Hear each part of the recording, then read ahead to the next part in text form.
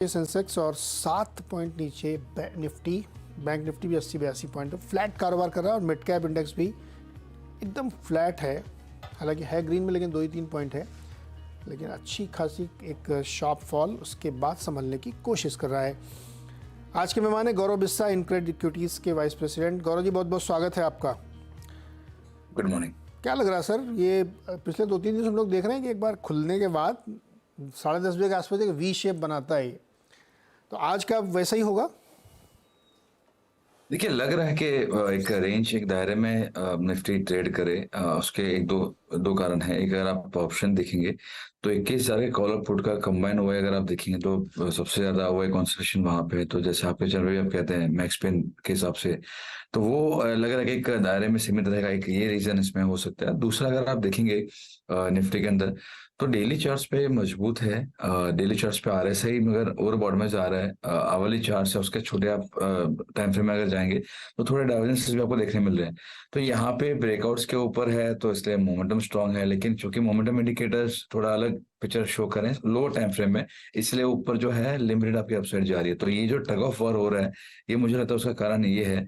और प्रोबेबली शायद 1-2 दिन के बाद हमको वापस मोमेंटम पिकअप करने मिल जाए। देखिए, सबसे बड़ा रीजन जो अभी निफ्टी सस्टेन कर रहा है वो है बैंक निफ्टी का, जहां पे एक अच्छा ब्रेकआउट हमको देखने मिला था 46,200 46,300 के जोन के ऊपर, जब इसने नया लाइफ टाइम में हमारा था। उसके बाद में एक वर्टिकल रैली आई है, तो मुझे लग रहा है कि एक फाइनल डिप आ सकता है। अगर 46,300 के करीब आता है तो मैं काफी अच्छा बाइंग एक्सपेक्ट करूंगा वहां पे, कि हम लोग भी अपने क्लाइंट्स को 1,500-2,000 पॉइंट के लिए बाय करवा देंगे। लेकिन अगर उतना नहीं भी अगर आता तो मुझे लगता है एक माइनर करेक्शन आ सकता है, बट इवेंचुअली फिर से एक बार 48,000 के लिए उछाल लगा सकता है। गौरव जी, इस वक्त आपकी टॉप पिक क्या है? अगर इस बाजार में आप खरीदने की सलाह देंगे तो क्या है? देखिए, हम लोग दो तरह से किस्में काम कर रहे हैं। जहाँ पे हमारे जो अभी मेरी जो खुद की सोच है, मैं इस तरह से प्ले कर रहा हूँ कि अगर मैं डिलीवरी बेस्ड ट्रेडिंग करें, हम लोग इंटरडे वगैरह नहीं करते हैं, लेकिन अगर डिलीवरी बेस्ड ट्रेडिंग में मैं कहूँ कि मैं अगले 10-15-20 दिन, 1 महीने के लिए रखूँ, तो जहाँ पे मल्टी मंथ मल्टी ब्रेकआउट आते हैं वहां पे हम लोग उसको बाय करें, ताकि हमारे टारगेट्स छोटे रखें। और उस वजह से क्या होगा कि आपके chances of making money becomes high. कि अगर 5 साल का ब्रेकआउट है, आप 25-30-40% की जगह पे आप 10% के लिए प्ले कर रहे हो, तो वो एक तुरंत से आ जाते हैं। तो हमारा फिलहाल यहाँ पे है। और रेलवे स्टॉक्स हमको अभी भी अच्छे लग रहे हैं। जैसे हमने अभी कुछ दिन पहले राइट्स दिलवाया था, हमने अभी कल ही हमने थोड़ा बाय करवाया है आईआरएफसी। तो इस पे फोकस आप कर सकते हैं कि एक स्पेस जो है यहाँ पे आ सकता है लॉन्ग टर्म के लिए। मॉइल, मैंने आपके चैनल के माध्यम से पहले भी काफी पीएसओ स्टॉक्स दिए हैं। मैं अभी भी पीएसओ स्टॉक्स पे ही फोकस रख रहा हूँ ज्यादा। तो जहाँ पे मॉइल अगर देखेंगे मल्टी ईयर ब्रेकआउट है, काफी अच्छा लग रहा है, तो मॉइल एक है जो रेडर पे होना चाहिए। हमने अपने क्लाइंट्स को लॉन्ग टर्म के लिए दिलवाया है। शॉर्ट टर्म में उसको मैं बिल्कुल प्ले नहीं करूंगा। एक स्टॉक है जीआईपीसीएल, जो हमने पहले भी चर्चा की थी, 160 पे 180 पे चल रहा है। तो अगर यहाँ पे 5-6% करेक्शन अगर आता है तो जीआईपीसीएल भी लॉन्ग टर्म के लिए अच्छा है, अगर शॉर्ट टर्म के लिए नहीं। तो जहाँ पे मल्टी ब्रेकआउट से हम लोग उसको लॉन्ग टर्म के लिए प्ले कर रहे हैं। जहाँ पे छोटे रिवर्सल जैसे नायका है, तो नायका है तो हम लोग वो बाय कर रहे हैं यहाँ से 100-125 रुपए के अपसाइड के लिए। तो लॉन्ग टर्म में यहाँ पे रिवर्सल देखने मिला है काफी साल के बाद में। अब जो है यहाँ पे आपको रिवर्सल देखने मिल रहा है, तो वो हमारा लॉन्ग टर्म टॉप रिकमेंडेशन है। काफी एग्रेसिव हो गया। एफएल इंडिया है जहाँ पे हम लोग अभी काफी काम कर रहे हैं, और लग रहा है कि यहाँ से काफी बड़ी अपसाइड आपको देखने मिल सकती है। यहाँ पे 15-20% का डिप आ सकता है। ये मैं कह रहा हूँ क्यों? क्योंकि अगर मार्केट में करेक्शन अगर आता है, अभी नहीं, 10 दिन के बाद या 20 दिन के बाद या 1 महीने बाद, मिड के पास स्मॉल कैप इंडेक्स में करेक्शन अगर आता है, तो ये अछूता नहीं रहेगा, इसमें भी डिप आएगा। तो अगर कोई डिप निभा सकता है, उसको पेशेंस रख सकता है, तो एफएल इंडिया मुझे यहाँ से भी मल्टीपल रिटर्न यहाँ पे भी देखने मिल रहे हैं। तो ये कुछ शेयर है जहाँ पे हमने आगे एज डिस्क्लेमर इन्वेस्ट कराया भी है और ऐड करने के लिए हम लोग देख रहे हैं। ओके, तो लार्जली पीएसयूज हैं, लेकिन नाइक और एफएल जैसे प्राइवेट प्लेयर्स भी हैं जहाँ पे गौरव की टॉपिक है, यहाँ पे वो बाय कर सकते हैं। डिस्क्लोजर ध्यान रखिएगा, इन्वेस्टेड हैं या इनके क्लाइंट्स इन्वेस्टेड होंगे। चलिए अब सवाल लेते हैं। चरण सिंह जी हमारे साथ जुड़ रहे हैं गुरुग्राम से। चरण सिंह जी, नमस्कार सर। नमस्कार हीरा सर। बताइए सर। शीला फोम है सर, 50 अभी लिया है 5-7 दिन पहले, 1155 पे। शीला फोम 1155 में लिया था, 1166 चल रहा है। क्या इरादा रखते हैं लंबे समय के लिए, क्या स्विंग ट्रेडिंग है? सर दोनों ही होता है, कोई ऐसा प्रॉब्लम नहीं होती। लंबे भी रख सकते हैं, अगर कुछ बेनिफिट दे तो लंबा भी रख लेंगे, कोई ऐसी दिक्कत नहीं। नॉर्मली कितने प्रॉफिट में आप निकल जाते हैं? नॉर्मली मैं 10% प्रॉफिट में निकल जाता हूँ। 10% प्रॉफिट निकल जाते हैं। गौरव जी, शीला फोम 1155 पे इन्होंने लिया है, बताइए 10% प्रॉफिट में निकलना चाहिए इनको? देखिए, अगर इनका ट्रेडिंग का नजरिया है तो मैं इसमें उतना लुक्रेटिव फील नहीं करूंगा, क्योंकि अगर आप ओवरऑल स्ट्रक्चर देखेंगे तो एक दायरे में ट्रेड कर रहा है, जहां पे अगर आप देखिए एक 1350 का एक अच्छा हर्डल है, और 1010 का एक जो है एक अच्छा सपोर्ट एरिया है। तो एक दायरे में ट्रेड कर रहा है, तो दायरे में अगर स्टॉक ट्रेड करता है तो पहले 10% ऊपर जाएगा या नीचे जाएगा बोलना मुश्किल होता है। तो अगर इनका नजरिया है तो मुझे लग रहा है ज्यादा करेक्शन तो नहीं आएगा, आप बने रह सकते हैं, 10% प्रॉफिट आएगा तो आप निकल सकते हैं। मुझे इसमें जो इंटरेस्ट लग रहा है वो है लॉन्ग टर्म चार्ट्स में। 5-6 साल की लिस्टिंग है इसके अंदर। यहाँ पे अगर आप देखेंगे नीरज जी, तो यहाँ पे 940 के आसपास में एक अच्छा ब्रेकआउट हमको देखने मिला था रिसेंटली। इसने वही 940 को रिटेस्ट करके और ऊपर गया है। तो अगर ये 940 होल्ड करता है तो यहाँ से काफी बड़ी अपसाइड आपको देखने मिल सकती है। तो अगर इनका नजरिया लॉन्ग टर्म का हो सकता है तो 940 के स्टॉप लॉस से आप बने रहिए। इनको अगर लगता है कि नहीं यहाँ से 200 पॉइंट का स्टॉप लॉस मुझे डीप लग रहा है, तो फिर आप 1010 के स्टॉप लॉस से 10% के लिए प्ले कर सकते हैं। ओके, 10% के लिए क्लियर कर सकते हैं, ध्यान रखिएगा लेवल्स। अगला सवाल है कान्हा शर्मा का मुंबई से। कान्हा जी नमस्कार, बताइए। नमस्कार सर। जी। तो मेरे पास में 200 स्टेरलाइट टेक्नोलॉजी शेयर से 240 में क्या करना चाहिए? 240 पे स्टेरलाइट टेक्नोलॉजीज 146 चल रहा है। अरे बहुत पहले का है क्या? यस सर, 2 साल पहले का। 2 साल पहले लिए है और मार्केट हाई, इस पे हाई लगा रहा है और आपका स्टॉक लोअर लेवल पे है। क्या करना चाहिए गौरव जी? इनको तो नुकसान है काफ़ी। देखिए, आपने एक बहुत अच्छी चीज कही अभी कि जब मार्केट ऊपर जा रहा है और आपके लिए कोई भी शेयर, चाहे आप स्टेरलाइट का ले लीजिए या कोई दूसरा शेयर, अगर वो फिर भी लो पे लो आ रहा है तो फिर यहाँ पे आपको देखना होगा कि आपके स्टॉक में कुछ तो दिक्कत है, क्योंकि इतना जबरदस्त अपसाइड, सिर्फ निफ्टी की नहीं, अगर आप Nifty mid cap small cap की बात करें तो वहां पे तो अपसाइड और ज्यादा भयंकर हुई है। उसके बाद में भी अगर ये नहीं चला है तो यहाँ पे कुछ सीरियस कंसर्न्स आ जाते हैं। हैविंग सेड दैट, यहाँ पे मैं इनको जो अभी स्टॉप लॉस हो जाऊंगा वो है 125 का, जहाँ पे एक अच्छा खासा सपोर्ट है 2013 से। अगर आप इसके लो पॉइंट्स को कनेक्ट करेंगे तो राइजिंग ट्रेंड लाइन का सपोर्ट जो है वो 125 के आसपास में आ रहा है, और प्रीवियस जो स्विंग लोस बने हैं वो भी 125 के आसपास में आ रहे हैं। तो इनके लिए स्टिक स्टॉप लॉस 125 का होगा। अगर 1-2 दिन की क्लोजिंग 125 के नीचे अगर आती है तो एक बार एग्जिट करना ही बेहतर होगा। तो आप कह रहे हैं कि लॉस बुक करके निकले, इसमें कोई उम्मीद नहीं लग रही? बाउंस अगर आता है तो मेरे हिसाब से एग्जिट करना चाहिए। देखिए नीरज जी, हमने पहले भी चर्चा की है कि मार्केट में जो लॉस है, लोग सोचते हैं कि मैंने 100 में लिया 95 में बेच दिया, वो मेरा 5 रुपए का लॉस है। वो आपका लॉस है, लेकिन सबसे ज्यादा जो लॉस होता है वो है अपॉर्चुनिटी लॉस, अपॉर्चुनिटी कॉस्ट। जहाँ पे अगर आपने 100 में लिया, 90 हो गया, आपने बेचा नहीं, आपने 6 महीना साल भर इंतजार किया, जब 100 आया, 101 आया, तो आप बोले कि नहीं मेरा कॉस्ट पे आ गया। लेकिन अगर वो पैसा आपने कहीं और पे डाला होता, स्टॉप लॉस रख के या कॉस्ट पे या नीचे कहीं पे भी, और किसी और स्टॉक में डाल के वहां पे अगर आपको रिटर्न मिलते हैं, तो जो आपने फॉरगो किया है रिटर्न, वो आपके लिए सबसे बड़ा लॉस होता है। तो यहाँ पे लोग काफी बार ये सोचते हैं कि कोई बात नहीं, मैं लॉस में निकलूंगा, मैं होल्ड कर लूंगा। Ultimately it comes back to bite you. तो मुझे लगता है कि आपको वो थोड़ा एक रणनीति वो रखनी चाहिए। वो डिसिप्लिन है कि अगर स्टॉप लॉस आ रहा है, नहीं चल रहा है, मैं रिव्यू करते रहूंगा और फिर करूंगा। आप जब शेयर खरीदते हैं, इट्स लाइक योर बेबी, आपको कंसिस्टेंटली उस पर फोकस करना पड़ेगा, उसको नर्चर करना पड़ेगा, तब जाके आपको रिटर्न मिलेगा। बिल्कुल सही बात कही गौरव जी ने। जो हम लोग ने छोटा सा एक सेगमेंट हमने कहा था ना, क्यूके, क्विक नॉलेज, वो आज गौरव जी ने दिया है कि अपॉर्चुनिटी लॉस बहुत खतरनाक चीज़ होती है, जिसको हम लोग रियलाइज़ नहीं करते हैं कि 100 वाला लिया, 90 हो गया, 6 महीने इंतजार किया, 105 आया, तो आपने कहा देखा मेरे प्राइस से ऊपर आ गया। पर उस 6 महीने में आपने कितना लॉस किया, अपना अपॉर्चुनिटी लॉस, वो आप सोचिए। तो इसको ध्यान में रखना चाहिए। तो भाई कान्हा जी, अब दिल खड़ा करिए और राइस पे इस पे बेच के निकलिए, फिर कोई दूसरे में लगाइएगा। अगला सवाल है विवेक जी का, लखनऊ से जुड़ रहा है हमारे साथ। विवेक जी नमस्कार सर। नमस्कार सर। बताइए सर। सर मेरे पास ना 2 स्टॉक है। एक तो BSC है जो मेरा 2452 का परचेज है, और दूसरा है मेदांता, वो 914 का परचेज है, ग्लोबल हेल्थ के नाम से। ओके, BSC और मेदांता। हाँ,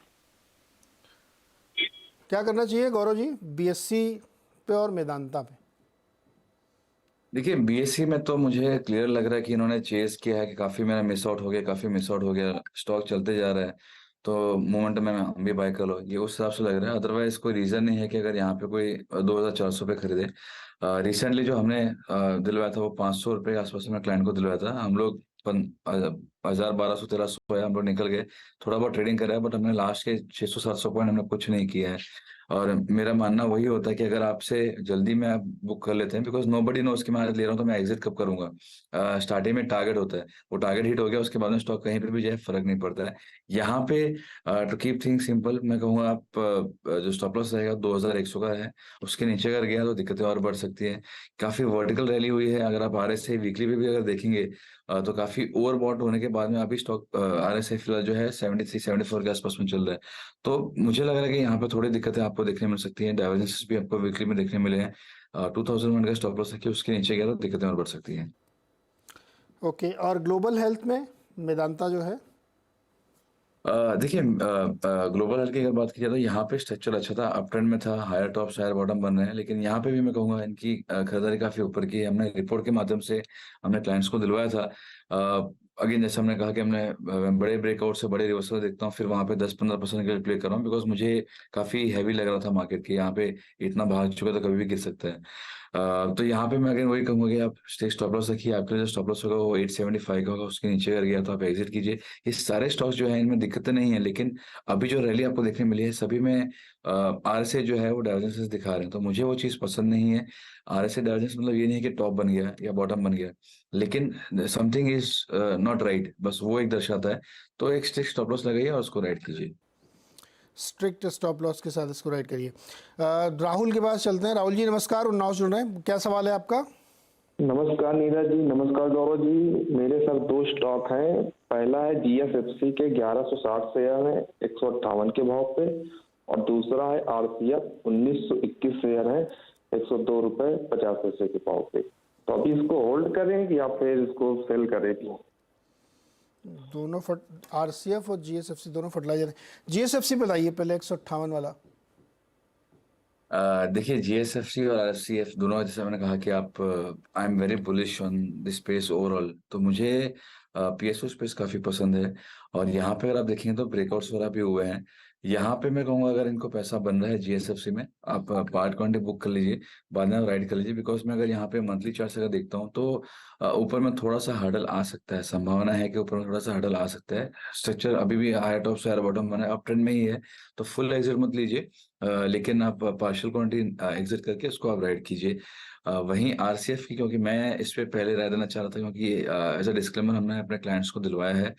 मेरे काफ़ी जो मीटिंग्स म्यूचुअल फंड्स में होती है, मैनेजर्स में, फंड मैनेजर्स से, उनसे मैंने RCF कहा है, जहाँ पे मल्टी ईयर ब्रेकआउट हुआ है। और ये पर्टिकुलर स्पेस में अगर देखा जाए तो मेरा जो टॉप रिकमेंडेशन रहा है वो RCF रहा है, जहाँ से मुझे यहाँ से भी काफ़ी बड़ी अपसाइड लग रही है। तो अगर इनका नज़रिया 18 महीना 2 साल का आप रख सकते हैं कि मैं 1.5-2 साल के लिए इसमें होल्ड कर सकता हूँ, तो बिल्कुल बने रहिए। मुझे यहाँ पे काफ़ी बड़ी अपसाइड नज़र आ रही है। अगेन एज अ डिस्क्लेमर हमने क्लाइंट्स को भी दिलवाया है और हमने व्यू भी दिया है यहाँ पे कि हमारा काफ़ी ज़्यादा बुलिश है ओवरऑल RCF पे। ओके, फर्टिलाइजर ये है, लेकिन थोड़ा सा अच्छा, आप प्योर PSU आपको पसंद आता है एकदम? देखिए, काफी समय के बाद में ब्रेकआउट हुआ था, तो एक थीम, मैं हमेशा ये मानता हूँ कि अगर आपने थीम सही पकड़ ली है तो आप उसको अच्छे पैसा बना सकते हैं। तो मेरी जो थीम फिलहाल रही है वो PSU स्पेस में रही है, फार्मा में रही है, IT में रही है। तो फार्मा और PSU में काफी अच्छा मुनाफा बना है, IT में अच्छी बाउंस आई है, बट वो मेरा नजरिया है कि थोड़ा स्लोली ऊपर जाएगा। तो मुझे लग रहा है कि आपको काफी अच्छा आउट परफॉर्मेंस आपको यहाँ से भी देखने मिलेगा। और at any given point time आप देखेंगे, मैं हमेशा या तो PSU के बारे में बोलता रहूंगा, वन और अदर स्टॉक, कहीं पे भी अगर मौका मिलता है मैं उसको जरूर बैंक ऑन करता हूँ। बट ये नहीं है कि मैं कोई भी PSU आप ले लो तो मैं उस पर बाय दे दूंगा, वैसा नहीं है। काफी सारे स्टॉक्स है जो अभी भी खराब लगते रहेंगे, नहीं चलेंगे, बट ओवरऑल मुझे काफी अच्छा लगता है PSU स्पेस में। मुझे लग रहा है काफी बड़ी अपसाइड आपको और देखने मिल सकती है। ये वो नहीं है कि आप 1 साल चला, 2 क्वार्टर चला, 3 क्वार्टर चला, फिर फिजल आउट हो गया। इस समय अगर आप देखेंगे तो नया दौर है, ये वाला जो है ट्रेंड जो है ये अलग है। करेक्शन बिल्कुल आ सकता है, क्योंकि जो हमने रिपोर्ट बनाई थी निफ्टी PSE इंडेक्स वो 4550 था, आज 7500 हो चुका है। So we have seen that 60-70% upside in a short period of time. तो करेक्शन आ सकता है, क्योंकि इतना ज्यादा वर्टिकल रैली हुई है, and I don't like vertical rallies. But उसके बाद में भी मैं कहूँगा अगर करेक्शन आता भी है तो काफी अच्छा मौका रहेगा बाय करने के लिए। अच्छा बताइए, इरेडा आपको पसंद है क्या? देखिए, मैं सही बंदा नहीं रहूंगा, मैंने अप्लाई किया था, लेकिन भगवान ने कभी मुझे IPO में पैसा नहीं दिया है। नहीं मिला आपको तो IPO में? हाँ, तो मुझे नहीं मिला था, लेकिन बिकॉज मुझे ये स्पेस पसंद है, तो मैं अगर मिलता तो मैं ज़रूर उसको होल्ड करता, आगे भी होल्ड करता, लेकिन मैं एज अ टेक्निकल चार्ट देखने वाला बंदा इसको राय देगा सही नहीं रहेगा, क्योंकि काफ़ी कम प्राइस हिस्ट्री है। बट मेरे हिसाब से इसको राइड करना चाहिए, ट्रेलिंग स्टॉप लॉस तो है ये आप लगा बताइए गौरव कि जब ये लिस्ट हुआ था 50-55 रुपए में, तब आपने नहीं लिया? नहीं, देखिए मेरा मैं एक डिसिप्लिन के साथ में करता हूँ। जैसे मैं एक ट्रेडिंग या मैं इन्वेस्टमेंट जो है काफ़ी कम करता हूँ। काफ़ी सारे हमारे ऊपर वॉच डॉग्स काफ़ी सारे हैं, तो मैं वैसे भी काफ़ी कम करता हूँ। और इतने सारी अवसर एक बार आ चुकी थी, और पैसे की कमी हमेशा रहती है। म्यूचुअल फंड तो है नहीं कि हर महीने आता रहेगा। यहाँ पे जैसे ही सैलरी आती है, लोग पहले तैयार होते हैं, यहाँ पे कटेगा, वहाँ पे कटेगा। तो वो सबसे नहीं लिया, बट ये इट वाज सरप्राइजिंग कि आप 30-32 रुपए की जो आपकी प्राइस थी, उसकी जगह पे आप 50-60 रुपए डबल हो गया। तो मैं जनरली जब भी डबल होता है तो मैं तो बुकिंग के लिए उसमें बिलीव करता हूँ rather than बाइंग के लिए। हाइंडसाइड में सब अच्छा लगता है कि आज मुझे लग रहा है कि 100 रुपये हो गया, तो 60 तो भी चल जाता, पैसा बनता। लेकिन वहीं अगर 60 का अगर 35 वापस 40-45 कोई भी रीजन से होता, करेक्ट। तो कुछ नहीं होता, राइट। तो हाइंडसाइड में एवरीथिंग लुक्स गुड। हाँ, ये बात खैर, ये तो भाई मार्केट की यही ब्यूटी भी है और यही इसकी पहेली भी है कि ये कोई बता नहीं सकता कि डबल पे लिस्टिंग हुई उसके बाद वहाँ से भी डबल हो गया। ये अपने आप कमाल है। 32 रुपये वाला स्टॉक आज 96 रुपये इस समय ट्रेड कर रहा है, आज भी 11% ऊपर है, 13% ऊपर रादर। खैर, एक छोटा सा ब्रेक लेते हैं, लौट के आगे फिर चर्चा को आगे बढ़ाते हैं और सवालों के जवाब दिए जा रहे हैं। और अगला सवाल है रामानुज का, जो हैदराबाद से हमारे साथ जुड़ रहे हैं। रामानुज जी नमस्कार सर, बताइए क्या सवाल है? नमस्कार सर, रामानुज तापड़िया बोल रहा हूँ हैदराबाद से जी। फर्स्ट ऑफ ऑल मैं आप लोगों का CNBC आवाज की बहुत बहुत धन्यवाद करना चाहता हूँ, जो आप लोग इतने अच्छे दिग्गज लोगों को बुला के और आपके आइडिया से हमारे वेल्थ क्रिएशन में लगे हुए हैं। तो सालासर बालाजी महाराज से प्रार्थना है कि आपका चैनल वर्ल्ड में नंबर 1 बने वेल्थ क्रिएशन के मामले में। मेरे 2 सवाल थे सर। एक तो मेरे पास REC 4000 शेयर है 87 रुपीज के लिए हुए, और एक नवीन फ्लोरिन मैंने अभी रिसेंटली लिया था 300 शेयर एट द 3785। ओके, पहले तो बहुत बहुत शुक्रिया रामानुज जी, आपको हमारी शुभकामनाओं के लिए। और हम लोगों की कोशिश यही रहती है कि ज़्यादा से ज़्यादा आप लोगों की हेल्प करें, जिससे कि आप वेल्थ क्रिएट कर सकें। गौरव जी, 2 सवाल हैं रामानुज जी के। एक REC लीजिए अगेन PSU, और दूसरा है नवीन फ्लोरिन। क्या राय है दोनों पे? इनको बहुत अच्छा फ़ायदा हो रहा है REC में। ये पहले तो इनको बधाई कि एक अच्छी क्वांटिटी मैंने शेयर लिया, अब तक होल्ड करके रखा, काफ़ी अच्छी बात है। और PFC REC जो है हमने अपने क्लाइंट्स को भी दिलवाया था। हमने तो इनसे तो काफ़ी ऊपर में हमने लिया था, तो हमारी जो बाइंग प्राइस थी वो 125 और बाद में 150 पे थी। तो we have booked out profits REC के अंदर। तो इनको मेरी सलाह ये होगी कि आप एक बार के लिए जो आपका इन्वेस्टमेंट पार्ट है वो निकाल दीजिए, और जो सबसे राइस चल रही है आप ट्रेलिंग स्टॉप लॉस से इसको राइड कर सकते हैं। बिकॉज देखिए इतना भयंकर अपसाइड आई है, बोलना मुश्किल होता है कि ये 450 पे रुकेगा, 460 पे या 500 पे। तो उसको आप राइड करते रहिए, और ट्रेलिंग स्टॉप लॉस उसको आप फॉलो कर लीजिए। तो मुझे लग रहा है कि काफ़ी इसमें आपको और अपसाइड देखने मिल सकता है। वहीं अगर आप नवीन फ्रंट की बात की तो मुझे वहाँ पे स्ट्रक्चर जो है थोड़ा सा वीक नहीं कहूँगा, लेकिन मुझे उतना एंटाइसिंग नहीं लग रहा है स्ट्रक्चर। तो अगर इनको सिमिलर स्पेस में अगर चाहिए तो आप दीपक नाइट्रेट पे फोकस कर सकते हैं। उसमें अगेन एज अ डिस्क्लेमर हमने अपने क्लाइंट्स को दिलवाया है, जहाँ पे मुझे यहाँ से 50% की कम से कम अपसाइड लग रही है दीपक नाइट्रेट के अंदर। And I think worst is over for Deepak nitrate. Correction आ सकता है, जैसे मैंने कहा मार्केट में करेक्शन आएगा तो वो अछूता नहीं रहेगा, वहाँ पे भी आपको करेक्शन आएगा, but that correction will be not very large और टेम्पररी रहेगा। और ओवरऑल मुझे यहाँ से लग रहा है कि 3200 तक के लेवल आपको देखने मिल सकते हैं। ओके, तो REC में पार्ट प्रॉफिट बुक करिए, जिससे आपकी कॉस्ट कम हो जाए, फ्री का बचे आपके पास। और नवीन फ्लोरिन की बजाय दीपक नाइट्राइट ज़्यादा अच्छा लगता है चार्ट में। रावण जी, आपके लिए ये सलाह है गौरव की। अगला सवाल है कृष्णकांत का, जो हमारे साथ जुड़ रहे हैं आजमगढ़ उत्तर प्रदेश। बताइए कृष्णकांत जी। जी नमस्कार सर। मेरा सवाल सर है IGPL। इसमें 200 स्टॉक है 456 रुपए पे। दूसरा स्टॉक है ओरिएंट पेपर, जिसमें 500 स्टॉक है 45 रुपए पे। और तीसरा लास्ट स्टॉक है सिग्नेचर ग्लोबल कंस्ट्रक्शन कंपनी है, 38 स्टॉक है ओके, 350 रुपए पे। IG पेट्रोकेमिकल्स, गौरव जी पहले तो ये बताइए। देखिए मुझे थोड़ा थोड़ा पसंद आ रहा है केमिकल स्पेस। मैं वेट कर रहा हूँ कि हम लोग रिपोर्ट के माध्यम से इस पे एक सेक्टरल कॉल दें, बट फॉलो थ्रू बाइंग नहीं है। तो कुछ शेयर में अच्छा है, जैसे मैंने कहा दीपक नाइट्रेट में हमने ऑलरेडी बाय दे दिया था। बाकी अगर आप दीपक फर्टिलाइजर तो हमने वो दिया था, GSCL में हमने दिया था। आईजीपीएल मेरे रेडार में काफी समय से है। यहाँ पे मैं कहूंगा कि वर्स्ट इज ओवर, ये फिलहाल नहीं हुआ है, वेटिंग फॉर कंफर्मेशन। अगर आप इसके वीकली या मंथली चार्ट अगर देखेंगे तो काफी बेहतरीन पैटर्न इसके अंदर बन रही है। यहाँ पे अगर आप देखेंगे तो एक cup and handle pattern formation लग रहा है। सिमिलर पैटर्न आपको अरविंद में देखने मिलेंगे। तो अगर किसी को लगना है कि किस तरह से मूव आ सकता है, आप अरविंद के चार्ट देखिए, एग्जैक्ट सेम पैटर्न जो है वो आपको आईजी पेट्रोकेमिकल में देखने मिलेगा। मुझे लग रहा है कि इसका जो हैंडल फॉर्मेशन है वो शुरू हो चुका है। अब वो पैटर्न खत्म हो गया, इसका करेक्शन खत्म हो गया, वो बोलना मुश्किल है। लेकिन अगर इनका सलाह सिंपल सी ये रहेगी कि आप 400 के स्टॉप लॉस से बने रहिए, उसके नीचे कर गया तो दिक्कतें बढ़ सकती हैं। अगर 400 होल्ड कर गया तो आपके जो कंजर्वेटिव टारगेट्स हैं वो एटलीस्ट 825 के आसपास के आएंगे। तो मुझे लगता है कि रिस्क वर्ड आपके लिए फेवरेबल है होल्ड करने के लिए। 825 830 के ऊपर मंथली क्लोज अगर आएगी तो नया ट्रेंड शुरू होगा, वहां से रैली नई शुरू होगी। तो मैं कहूंगा काफी अच्छी अपसाइड आपको देखने मिल सकती है इफ यू आर राइट। तो यहाँ पे आप फिलहाल 400 के स्टॉप लॉस से बने रहिए। ओके, अच्छा दूसरा इनका था ओरिएंट पेपर। देखिए पेपर स्टॉक्स काफी एक अपसाइड ऑलरेडी दिखा चुके हैं। Similar is the case with Orient paper. यहाँ पे मगर मैं कहूंगा कि आप फिलहाल जो है थोड़े से हडल के आसपास में ट्रेड करें। तो 57 रुपये 58 रुपये जो है इसकी हडल है, तो आप फिलहाल बने रहिए। लेकिन जब तक ये 57-58 के ऊपर वीकली क्लोज नहीं देगा, फ्रेश अपसाइड्स, मेजर अपसाइड्स जो है वो थोड़ी सी इसमें लिमिटेड ही रहेंगी। लेकिन आप एक बार के लिए इसको बने रह सकते हैं। अच्छा लास्टली वो क्विक कॉल सिग्नेचर ग्लोबल पे, चूंकि रीसेंट लिस्टिंग है, चार्ट पे कुछ होगा क्या आपके पास? जी नहीं, मैं लगे सर कि फिर I will not be the right person कि मैं उसमें कुछ राय दे पाऊँ। करेक्ट। तो इस पे सिग्नेचर ग्लोबल पे आपको राय सर इसलिए नहीं पा रहे क्योंकि बहुत रिसेंट लिस्टिंग है, तो चार्ट पे कोई पैटर्न खास बना नहीं होगा। अदरवाइज ये जेनरिक रियल एस्टेट तो आप देखिए ना, आजकल मोमेंटम काफ़ी बना हुआ है। गौरव सर बहुत बहुत शुक्रिया जुड़ने के लिए, बातचीत करने के लिए और दर्शकों की मदद करने के लिए। ध्यान रखिएगा, बहुत सारे शेयर हम लोगों ने डिस्कस किए हैं। आपने फाइनेंशियल एडवाइजर से भी एक बार राय ज़रूर लीजिएगा कोई एक्शन करने से पहले। छोटा सा ब्रेक के बाद खिलाड़ी नंबर 1।